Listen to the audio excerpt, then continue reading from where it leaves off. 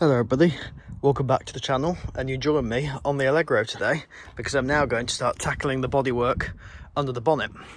As you guys know, I did the underside of the bonnet earlier this year, and my next job is going to be these rusty bits on here, specifically the sides, and even more specifically the vents, because as you can see there's quite a bit of surface rust on those. Bit hard to get to some of them, as you can see, but I'm not going to unbolt very much. I'm just going to do what I can, give them a nice sand back, and then give them some protection and give them some nice paint. I'm not going to do every single bit of it under here because, as you can see, it's not easy to get to, but I'm going to get to what I can. I'm only going to unbolt the battery. I'm not going to go mad taking things apart because I don't want to get carried away, really. But yeah, this should give it some good protection under here. The fiddly bit's going to be that, getting behind that coolant pipe, but I'm not going to remove that because it's just going to be too much of a faff, basically. But we'll be okay. We'll be able to still get a reasonable amount done. So let's start to take a few things off so we can get to what we need to get to. Right, got the battery out. That leaves us with more space certainly down here. So next stage is to get the drill, which is just here. I'm going to put a wire brush attachment on it, a brass one to be more precise, and that should give us a good ability to clear all this loose rust and loose paint that we have on here. So let's get to work then. So I've got to where I can with the drill. So now with the awkward gaps, like I said down there, I'm going to have a go with some of this stuff here, some 80 grit, and that should really roughen it up properly, allow me to get in where I can't with the drill. And then what I'll do is I'll then smooth it a bit with some 800 grit, just so the metal's in a good smooth state while I get the paint on. And with all these videos in terms of car maintenance and beautification, which is what I'm doing here, this isn't me telling you how to do it, this is me showing you how I do it. Right, that's as much tackled with the 80 grit as much as I can.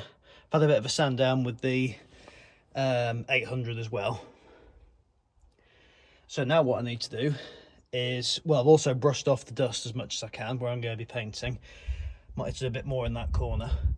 Yeah, I will actually. But yeah, once I've done that, I'm going to get some panel wipe on the surfaces to make sure it's free of contaminants. And then we should be ready to start getting the paint on. Happy days. Right, that's all the panel wipe put on where I want it. So my next job is going to be probably the most boring job actually, which is masking up the newspaper and the tape so I can cover off anything that I don't want to end up the colour that I'm painting it, which of course is Harvest Gold, and the undercoat. So I'll mask those up now, and then before today's session's over I should be able to hopefully get a coat of etch primer on there. Maybe even two. Exciting. Right, so I've masked up as much as I need to. So I'm now going to start with the etch primer now on any of the bare metal surfaces. Just here. I've given it a good shake. So this will be a good protecting agent for any of the rust. Well, any rust that's going to try and form on any bare metal. There's no point putting this over already painted surfaces because it's already will have several layers of paint on there. So let's get this on. Just 2 coats I think is what this will need. Let's do it. Well, that's the etch primer on there, and as you can see it does look better, I think. Yeah, like I said, it's not going to look perfect. A, because I'm still quite new to this. B, because it's always hard without a professional body shop to do a perfect job of this. And C, the primary reason why I'm doing this isn't to make the engine bay look pretty. I've never really been that fussed about a pretty engine bay. It will look better, obviously, but the main reason is to stop that rust that I showed you earlier that's now not there, developing into rot, particularly around the vents, because I can imagine that if these vents go, it would be an expensive job. You'd have to cut the whole thing out and then get new vents welded in there. I mean, it is a bit imperfect, as you can see. It's a bit flaky, but there's nothing else I can do. I've rubbed it down as much as I can in various places. But it's going to protect it, and that's the main thing. All the rust is dead. There's no rust in there that I can see now. So And this etch primer will give it a good, you know, base coating to protect it from further rust developing. Obviously I'm going to keep an eye on it, but yeah, that's the whole point of this, protect it from any more rust getting any worse. And this should keep it going for quite a while.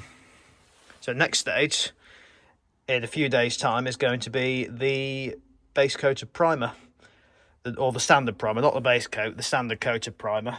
So that will give it an undercoat for then the top coat, which is going to be Harvest Gold. So it's the next day, and I've just done 3 coats of standard Halfords primer. And it's looking good. It's doing the job, which is making it look nicer and preventing it from looking rusty again. So what I'm going to do now is leave that to dry for 24 hours before I put the top coat on, because I want to have the top coat of Harvest Gold looking as good as possible. There is a bit of overspray I've got on a few places, but I'll get it off as much as I can with Teacup. But at the end of the day, it's under the engine, under the bonnet, sorry, so it doesn't really matter, really. I'm not after a perfect job with this. As perfect as I can, within reason, obviously. As I've said, the point of this is preventative and stopping corrosion, not really for any aesthetic purpose. But yeah, excited now to do the coat of Harvest Gold. For me it'll be in a couple of days' time, because I haven't got any more time left, but for you guys it will be any second now. Fast forward a couple of days, we're back on the Allegro, and it's now time for the bit that always gets me the most nervous, which is the top coat. So I'll get the panel wipe again and I'll wipe down the primer to make sure there's no contaminants in it, and then we should be ready to start spraying the top coat. I've got a trigger, as you can see there, to go on the end of the spray can. Apparently that allows you to get a smoother finish rather than just pressing the nozzle with your finger. So let's get prepping it, and then let's start getting the top coat on, and hopefully the end result is what I want it to be. Well, there we go, that's the painting done as well as I can. That's 3 coats applied. There is overspray because it's me, but once that's hardened off, I'll give it a proper scrub off with Teacup and some fine grit paper.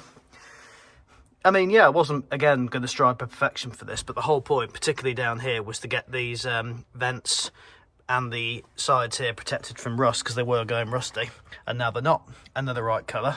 The colour match is really good.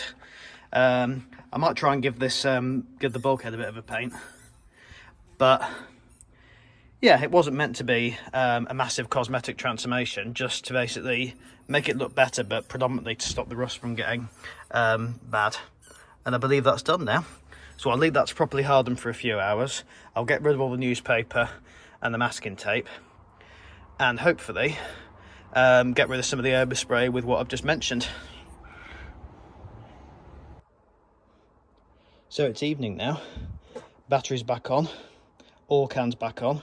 I've given the engine the run up just to make sure I've not disturbed anything in the whole sanding down and painting process, and everything's all fine. I'm really happy with this. It's done the job it fundamentally had to do, which was protect the car from rust, as you can see there on both sides.